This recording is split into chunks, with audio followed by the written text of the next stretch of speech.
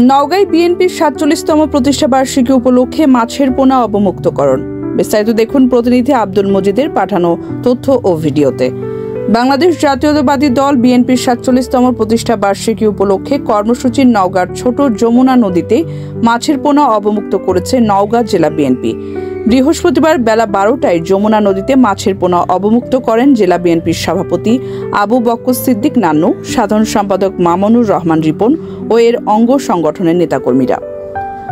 নওগাঁ জেলা বিএনপির সভাপতি আবু বক্কর সিদ্দিক নান্নু বলেন, শহীদ রাষ্ট্রপতি জিয়াউর রহমানের গড়া দল বিএনপির ৪৭তম প্রতিষ্ঠা বার্ষিকী উপলক্ষে ৭ দিনব্যাপী বিভিন্ন কর্মসূচি গ্রহণ করা হয়েছে।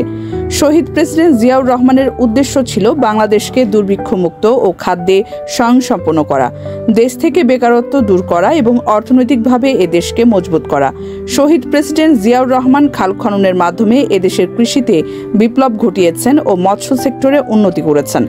এরই ধারাবাহিকতায় আজ আমরা বিএনপির প্রতিষ্ঠা বার্ষিকী ছোট যমুনা নদীতে মাছের পোনা অবমুক্ত করলাম।